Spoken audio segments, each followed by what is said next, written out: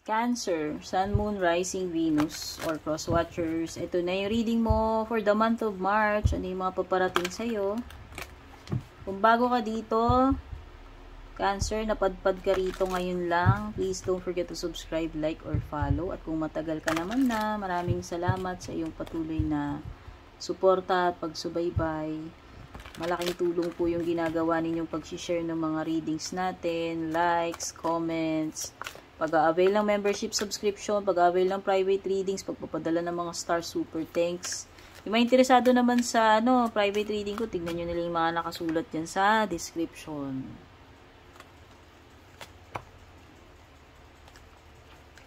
Cancer. Mukhang kailangan mong mapag-isa or magkaroon ng katahimikan ngayong March, no? Kasi parang magkakaroon ka ng dito period ng contemplation or meron kang something na kailangan mong upuan talaga, maglaan ng oras para makapag-isip-isip ka. Kasi mukhang may gagawin kang importanteng decision. Ayan. Or decisions with S. Plural nga pala to. So, hindi lang pala isa. Siguro ang dami mong dapat pag-isipan ng mabuti bago ka gumawa ng mga desisyon mo. Kasi decisions to, hindi lang isang desisyon yung gagawin mo Kaya dapat lang na makapag-isip ka ng maayos, no? Mapaglaanan mo ng katahimikan, ng oras, no? Kasi magkakaroon ka ng period na walang istorbo sa'yo. Ayan, no? Ikaw, ito. Pagiging solo. Yung iba sa inyo dito, baka hindi mo na kayo makikisocialize, no? Detach muna kayo. Siguro gusto nyo lang muna ng time para sa sarili ninyo kasi nga pwedeng may mga sikasuin kayo or dapat ninyong paglaanan ng oras like yan, yung mga importanteng desisyon na yan. So, ayan, yung nakikita ko lang dito is yung pagiging soul of light mo ngayong March. At ang daming positivity para sa'yo. Or napakaganda siguro ng aura mo, ng energies mo. Napaka-positive mo ngayong March, no? So, siguro marami kang iniisip na yung gusto mong gawin. Napaka-positive ng outlook mo ngayong March.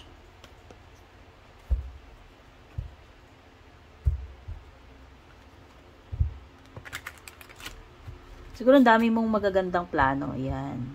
Isa yan sa nakikita ko. Marami kang magagandang plano. Kaya nga marami ka ring mga decisions dito.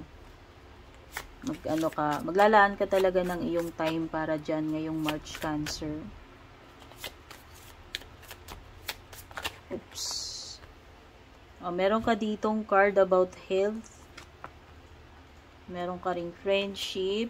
Meron ka ring practicality and generosity.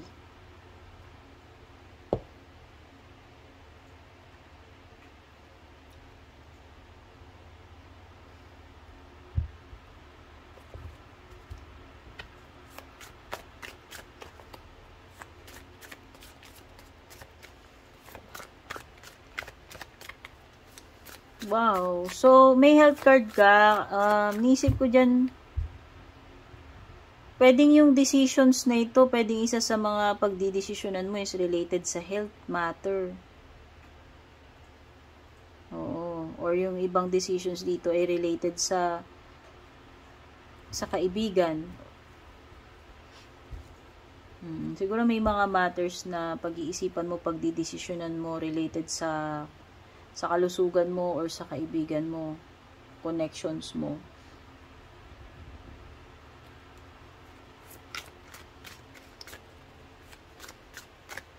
So, nakikita ko dito, mas magiging practical ka ngayong March. Meron ka rin kasing card ng generosity dito Oo, nakikita ko na siguro matulungin kang tao. Pero practical ka rin na tao Wise ka rin kasi pagdating sa mga ganyang bagay. Siguro pwede kang maging generous pero alam mo yon, dapat paiiralin mo pa rin yung pagiging practical. Kasi, di ba, ang buhay nowadays, alam naman natin na mahal lahat ng bagay, hindi mahirap hindi madali yung kumita ng pera, no? So, yan, siguro nakikita ko, tutulong ka, pero, siguro may mga limitations or, tutulong ka in a practical way. Yan. Mas practical ka ngayong March eh. Yung approach mo iba eh. Siguro ganun. Kaya kung gagawa ka ng mga decision dito, ayan, especially kung gagawa ka ng mga desisyon, kailangan na maging practical ka. Okay? Yun lang yung nakikita ko dito. Kasi maraming decision na pwedeng gawin. Ayan, plural yung decisions mo eh. Sabi ko nga, isa dun is may kinalaman sa health, no? Na pinagpaplanuhan mo or pinag-iisipan mo na related sa health mo. Pwede rin related sa connections mo, specific sa kaibigan, or sa pagiging practical, sa kabuhayan siguro yan, or sa pera, or sa negosyo, whatever, sa resources. So, yung mga signs na meron dito nga pala, you have Virgo, Cancer, Capricorn, Leo, Gemini, and Aries. O, yes card daw, oh. The answer is yes. The situation or event right on track at this time. So, kung nangihingi ka ng sagot, ito na yon. Ito na yung confirmation na, kung halimbawa, meron ka something na pinag-iisipan mo, pinagdidesisyonan mo, ang sagot ay yes. Okay? Kung may tanong ka man sa back of your mind, no, ang sagot ay yes. Nasa tamang sabi dito, right, nasa tamang track. Kaya kung ano man yung bagay na yan, it's a yes. Go, it's a go, it's a green light, no? Ayun lang, pwede ka daw ma-broken heart. Yan, meron ka ditong broken heart card. So, may something na magdudulot ng disappointment sa'yo. Sama ng loob. Ayan. May interference daw dito. Pwede kang makaranas ng sorrow, grief, sadness, pagdadalamhati, distress, or yan, mali-let down ka nitong sitwasyon na to or ng tao na to. Ayan. Meron something or someone na magdi-disappoint sa'yo. Or magiging unhappy ka about something. Masasaktan ka or mag-feel bitter about something. Basta may pain, may sadness, may heartbreak or disappointment. Declaration, defiance, reclaiming power, sovereignty, contract. O ayan, may contract pa palang paparating ngayong March. O baka may mga pipirmahan ka dyan. Mga dokumento, kasulatan, testamento, ayan, no? Mga statement ito, baka mga sworn statement, etc., mga pipirman, mga legal, katibayan, ayan, no? Mga, ano ba to, mga titulo, or whatever, mga kasunduan.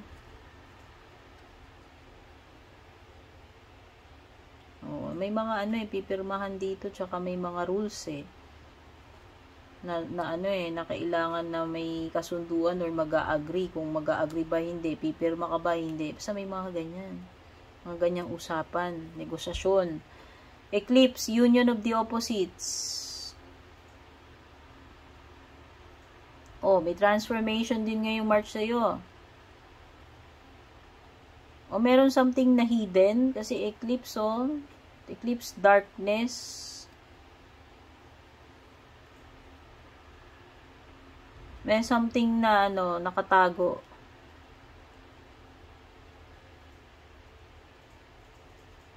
Meron ding merging so pwedeng partnership, pagsasama, pagko-combine ng kung ano man itong mga pagsasamahin na ito, tao man yan, samahan, ano ba.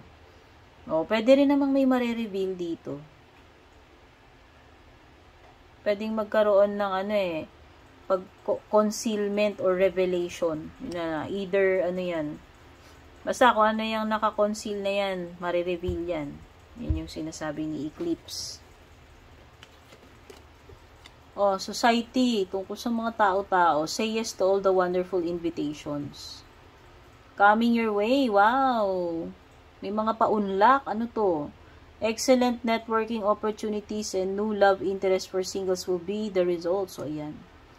Either magkaroon ka ng opportunity sa business or networking. Pwede rin may mamimit ka na romantic person. Para sa mga single, specific doon, sa mga single daw. Baka may mamit kayong special someone. Assert yourself. Wag kang mahiya-hiya dito. Sabi dito, go for what you want. Diba? The time is ripe for your soulmate. Wow! Meron talaga, yung mga single dito, pwedeng may mamimit kayong soulmate sa isang gathering or social event. Yung iba dito, pwedeng baby on the way, pregnancy.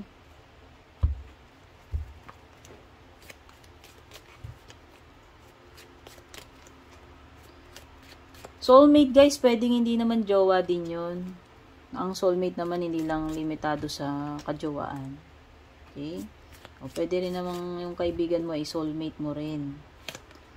Ano pa iba paparating sa inyo? May older woman dito. Dealings or relationship daw with an older woman or an older person. So, para gender neutral na lang.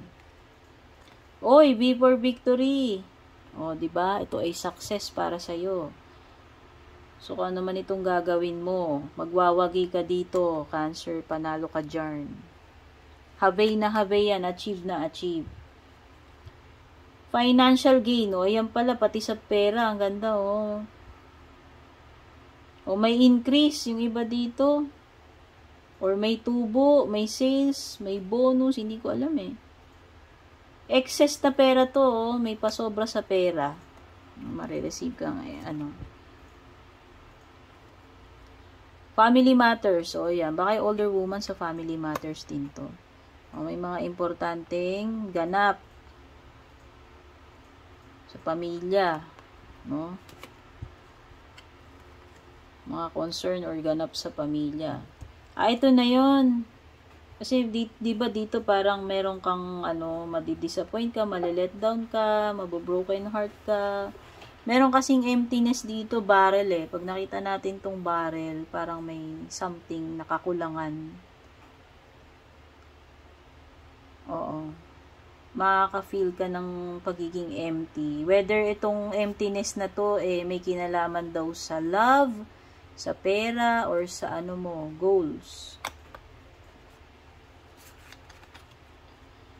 Table, hard work ahead. Ayan. Tingin ko, daming mga mahihirap na task sa ngayong March para sa'yo, Cancer. Siguro,